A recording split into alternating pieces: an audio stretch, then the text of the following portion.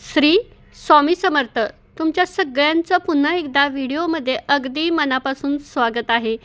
आज नवीन वर्षातील पहिला गुरुवार आहे।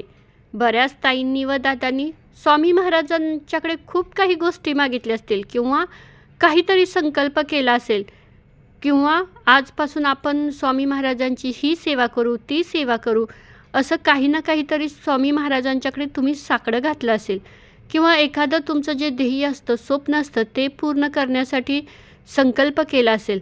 पण हे बघा असं काही न करता मी आज तुम्हाला अशी एक स्वामी महाराजांची प्रार्थना सांगणार आहे। ती प्रार्थना तुम्ही केल्यानंतर स्वामी महाराजांचा पूर्ण वर्षभर तुमच्या डोक्यावर आशीर्वादाचा हात आणि पाठीवर मायेचा हात राहणार आहे। ती प्रार्थना कोणती आहे ते या व्हिडिओत मी तुम्हाला थोडक्यात सांगणार आहे। तुम्ही जिथे कुठे असाल, तुम्ही जर प्रवास करत असाल किंवा ऑफिसमध्ये असाल किंवा बाहेर असाल, घरी असाल, जिथे कुठे असाल तिथे फक्त डोळे बंद करून 5 मिनटं बसायचं आहे, स्वामी महाराजांचं ध्यान करायचं आहे, थोडंसं नामस्मरण करायचं आहे आणि मी सांगते ती प्रार्थना म्हणायची आहे। बघा 100% स्वामी महाराजांचा आशीर्वाद तुम्हाला मिळणारच, तुमच्या पाठीवर स्वामी महाराजांचा मायेचा हात फिरणारच। कारण मला हा खूप चांगला अनुभव आलेला आहे आणि मी माझ्या प्रत्येक व्हिडिओमध्ये मला जे काही चांगले अनुभव येतात ते तुम्हाला सांगण्याचा प्रयत्न करत असते।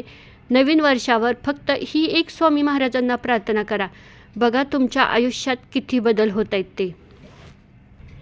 स्वामी महाराज, मी आज नवीन वर्षावर मनापासून अशी प्रार्थना करते की गेल्या वर्षी माझ्या हातातून भरपूर चुका झाल्या, भरपूर माणसांना मी दुखावलं, त्या सगळ्यांची मी तुमच्याजवळ माफी मागते।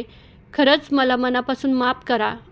कळत न कळत माझ्याकडून बरंच काही झालं, पण मी इथून पुढच्या आयुष्यात खूप प्रयत्न करेन की माझ्या हातातून खूप कमी चुका होतील आणि त्या ज्या चुका झालेल्या आहेत त्या मी या वर्षात सगळ्या सुधारणार आहेत। फक्त मला तुमची सोबत हवी आहे। स्वामी महाराज, ठीक आहे, आजपर्यंत जे झालं गेलं ते झालं, पण आता इथून पुढं होणार नाही याची काळजी मी घेईन। माझ्यातील जो आत्मविश्वास बऱ्याच वेळा डळमळत असतो तो फक्त डळमळून देऊ नका। मला नोकरी, पैसा, घर, संपत्ती हे काही नको आहे, फक्त मला सुख, समाधान आणि शांती माझ्या आयुष्यात पाहिजे। माझ्याकडून कमीत कमी चुका कशा होतील हे तुम्ही बघा। मी तर माझ्या परीने प्रयत्न करेन, पण मी ज्यावेळेला जिथे चुकत असेल ना तिथे तुम्ही फक्त मला अडवा। मागताना मी वर्षभरात तुमच्याकडे काहीही मागेन, माझ्या मनात जे येईल ते मी मागेन, फक्त तुम्ही एक करा, जे माझ्यासाठी योग्य आहे ना तेच मला द्या। बऱ्याच वेळेला माझ्या आयुष्यात आत्तापर्यंत खूप वेळा संकट आली, अडचणी आल्या, त्यातून तुम्ही मला सुखरूप बाहेर काढलं, त्यासाठी मी तुमची खूप मनापासून आभारी आहे। आणि इथून पुढच्या आयुष्यातसुद्धा अनेक संकटे अडचणी येणार आहेत, त्या सगळ्यातून मी बाहेर पडेन। मला जेवढं होता होईल तेवढं मी प्रयत्न करेनच, फक्त त्या प्रयत्नांना तुमची साथ हवी आहे। एखाद्या वेळी जर मी पडले तर फक्त तुम्ही हात द्या तुमचा आणि मला उठवा, तिथून परत मी एकदा प्रयत्न करेन। फक्त तुमच्या आशीर्वादाचा हात माझ्या डोक्यावर असू द्या ज्या वेळेला मी रडेन, कारण माझ्याजवळ रडण्यासारखं कोणीच नाही आहे, फक्त तुम्ही एक आहात की ज्यांना मी माझ्या मनातील सगळ्या गोष्टी सांगू शकते, रडू शकते।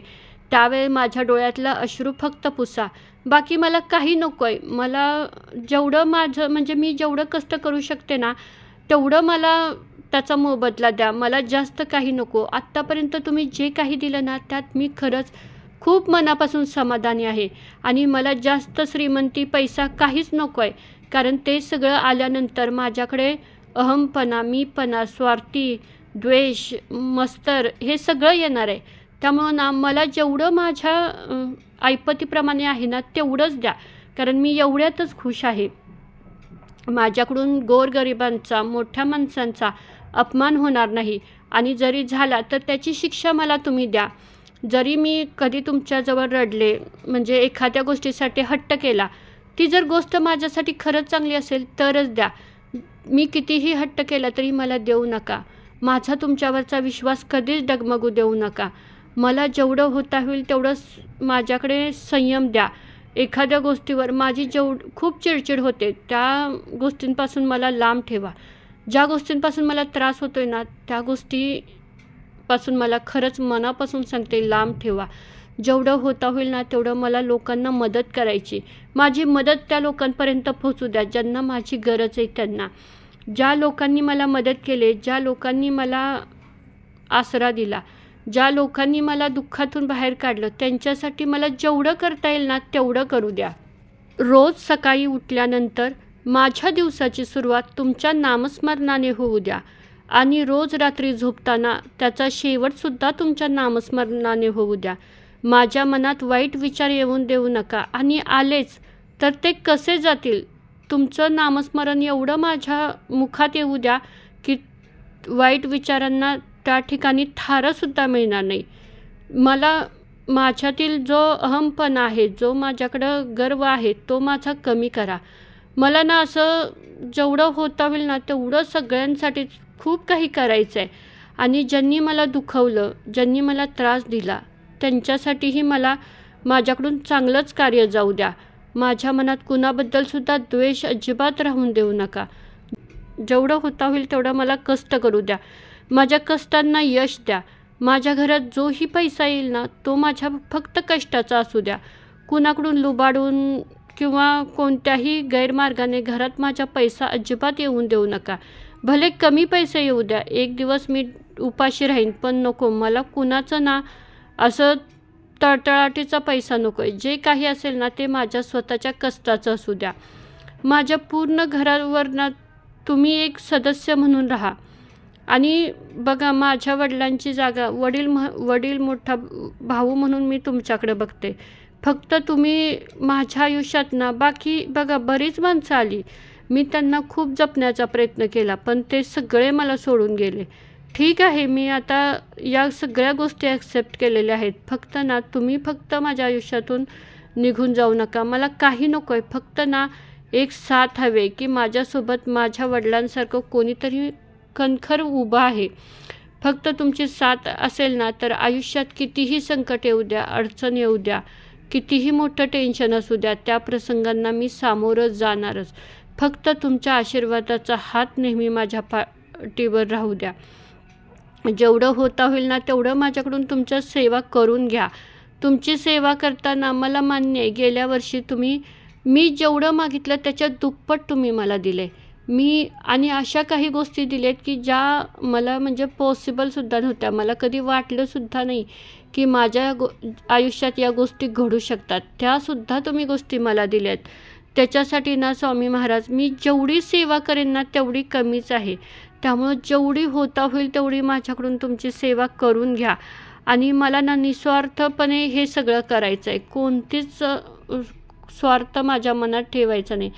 जी काही मी सेवा करेन ना ते तुमचं फक्त आभार मानायचं करायचं आहे.